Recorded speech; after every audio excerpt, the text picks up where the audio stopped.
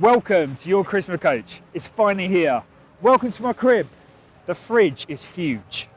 Now, there's a boogeyman in learning conversation skills. No one likes to talk about it. Everyone runs from it. And I have a little job that I have to take this little boogeyman and I have to chew him away a lot of the time with my clients. And that is silence. A lot of people I work with frame silence in a way that doesn't empower them. Because let's face it, silence is tough sometimes.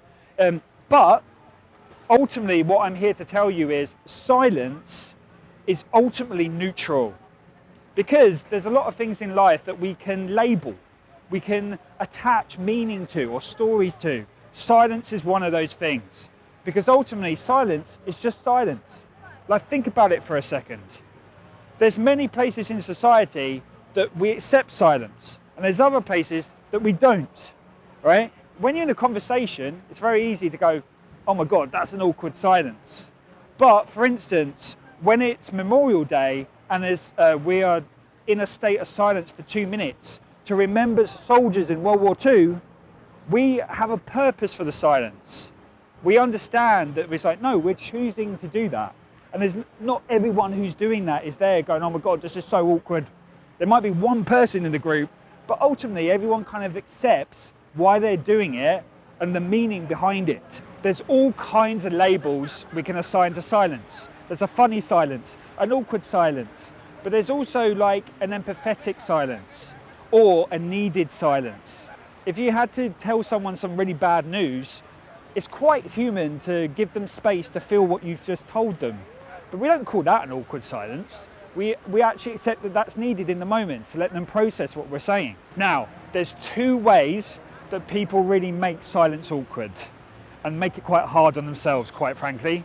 The first way is they want to fill the void as fast as they can. The moment that they think there's a little bit of silence happening, they're rushing to fill it. They're like, I've got to fill this sentence. I've got to say this. Oh God, I'm filling this silence, come on. It's like, you can see very quickly how this forces your speech and it makes you feel very desperate and nervous to always have something to say. But that frames silence as a thing to run from, as if it's, oh, a little bit of silence means I can't hide anymore, or I've got to show myself in a different way. This is the first thing that we can do with silence. We can act as if it shouldn't be happening, which means that we always got to fill that void. The second thing is not being aware of silence, because we've all been in that situation when we're in a conversation and then there is a silence that occurs and then it goes on for way too long, and that's when you start getting the shifty looks. That's when everyone's like, oh my God, what's happening? And so some people just leave. They just don't even talk about it ever again. They don't ever be friends. At some point that pressure is going to get too much and you're going to want to call it out. And if you call it out, you then can leverage it into a charismatic moment, or at the very least, just meet the moment so that it doesn't prolong it into this really awkward, embarrassing silence. If you're in a conversation and there's a little bit of a lull, there's a little bit of a silence naturally occurring between the conversation, I want you to just lightly call it out. And it could look something like, we were both silent then. I wonder what we were thinking about. It's like, awkward silence, you started it. Very easily you can get to a place where you start to become more comfortable with it, because the awareness of the silence is the first point, but you practicing calling it out is then going to make you more comfortable with it, and it's going to stop you from seeing it as the boogeyman that's going to come and get you. I'm going to show you two examples of how you can challenge yourself out and about talking to people, where you can get the experience of silence and what it actually looks like in real time. Excuse me.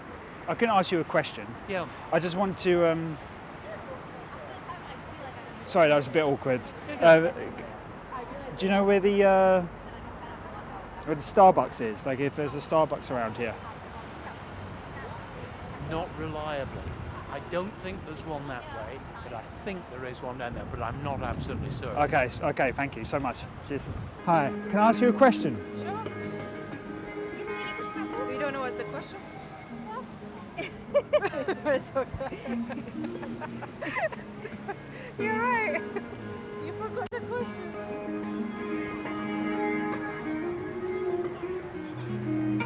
So you can see there that when you stop trying to run from silence, it can start to work for you. But hang on a minute, you're like, but John, those girls just run away from you. But ultimately, obviously I'm doing a staged thing to show you what it's like to be in a state of awkwardness or have that silence occur and my reaction to it. But ultimately, understand that that can be a funny story. Silence is neutral. It's not awkward, it's not weird, it's not embarrassing unless you assign that meaning to it. I can move into that silence and be okay with it happening because ultimately I know the meaning I assign to it is, oh, I'm showing you guys what it's like to be in silence. I'm not assigning it to a story that disempowers me. Also, the example with the man, you can see how quite easily, even if you have a nervous moment, even if in the moment you do feel yourself kind of, oh God, I knew what I was going to say, but in that moment I lost my words. You can quickly just call it out and go, oh, sorry about that. That was a bit weird, wasn't it? Or, sorry about that, I lost my thoughts. People are kind.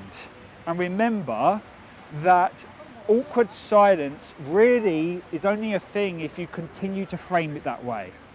So I want you to go out and dare to frame it in a multiple ways, not just a negative way, but think about when is silence good?